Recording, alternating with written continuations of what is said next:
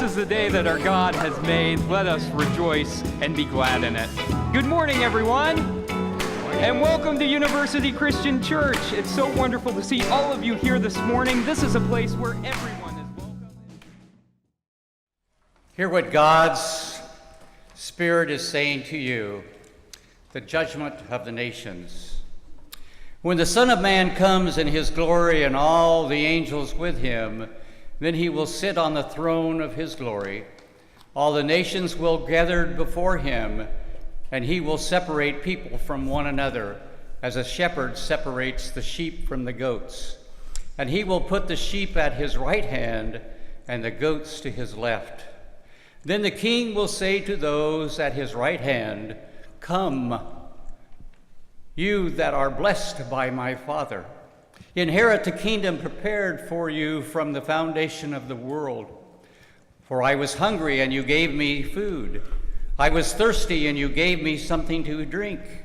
I was a stranger, and you welcomed me. I was naked, and you gave me clothing. I was sick, and you took care of me.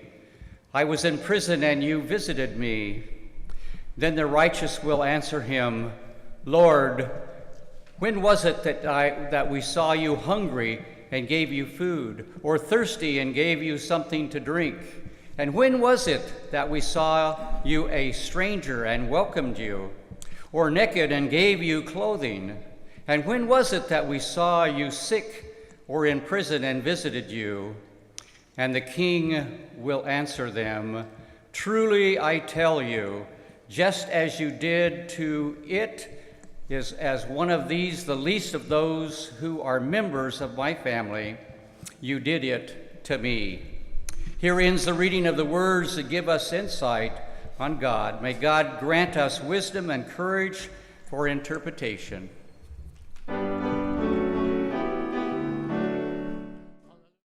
Friends, was thinking about today and this wonderful voices of our city choir and the gifts that they give to this community.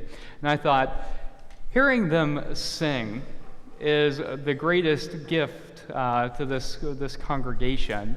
And so today, during this time that usually is the sermon time, we're going to find out a little bit more about their choir. We're going to watch the trailer to this documentary that's been airing nationally, and they're going to sing several songs, and we are grateful for them today.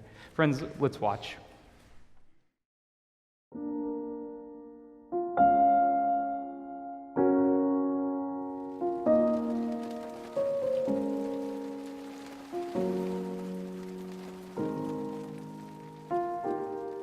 A lot of people that we meet in the choir, we don't know their background.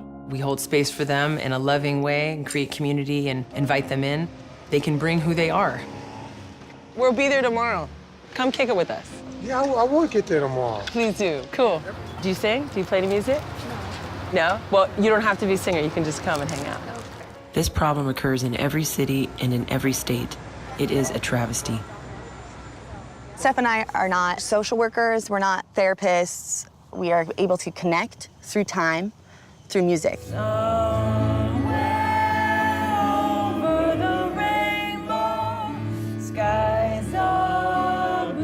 When I sing Somewhere Over the Rainbow, you forget all of your problems, you forget all the stress, all your hurt and pain and everything. It's just like I'm in another world. Why, oh, why can't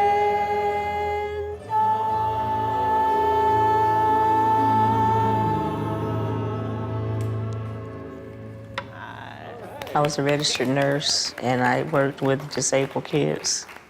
And I lost my sight, and all of a sudden I'm forced to live on an income of $900 a month. And a one bedroom will cost you that, and you have to have double your income, and how are you gonna have double your income on a fixed income? We were one paycheck away from literally being homeless, and I suffered a stroke, and I was living in the street. It is really hard to help folks that are experiencing homelessness because it isn't just one issue that got them there. The choir has just been life-changing for me. It's been healing, and it's been the most family I've ever encountered in my life because they love me like my family never did. My mother died at the age of 23, my age, from a drug overdose. She was never able to take care of me. My dad was very, very abusive. He would beat us pretty bad, and I was abused in other ways that I'd rather not talk about. It just caught up to me. I had really bad PTSD, anxiety, and depression. I ended up alone. I ended up on the streets. I have a master's in business administration. I started a production company. I was the victim of a hate crime. That was really the beginning of a difficult time for me. I cocooned in my house, and I self-medicated. I used ecstasy and methamphetamine. Living on the streets. I've been attacked. This is an ice pick that went into the muscle, and this is a knife.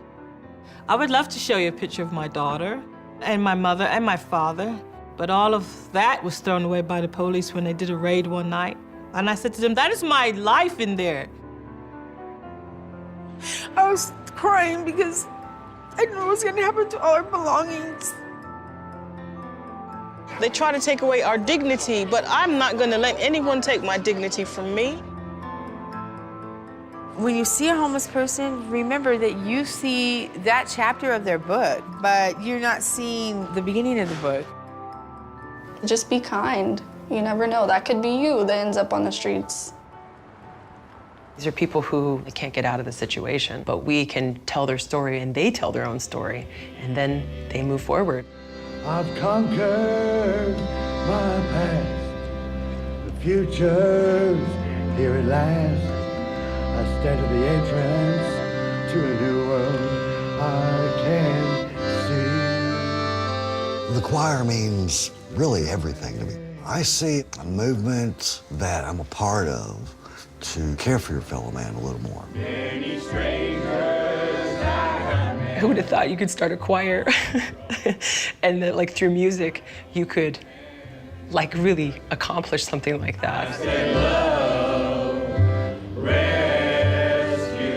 The voices of our city choir are being heard. I am a voice, and I will be heard.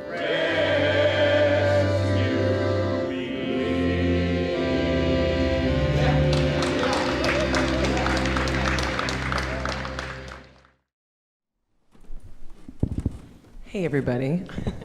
Can I come down here and talk with this? Great. How's everybody doing today? Great, awesome. I'm gonna come down. I feel like we're so far away. So my name is Steph Johnson.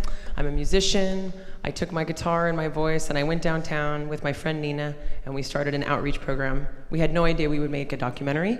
We had no idea that people would want to hire us to come perform. We had no idea that wonderful churches would want us to come perform and help us continue with our efforts.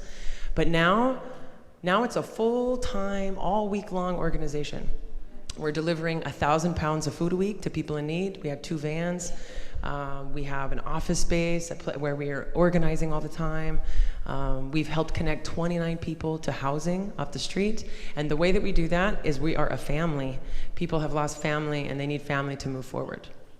I don't want to go to the doctor when I'm overwhelmed, right? You need someone to help you take you to the doctor, right? Or stuff like that. Whatever we can do, we try to help.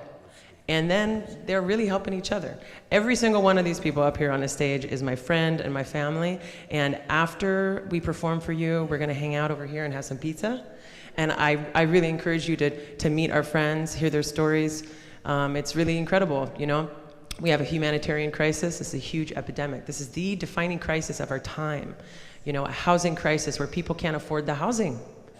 And once you can't afford the housing, you become a criminal immediately.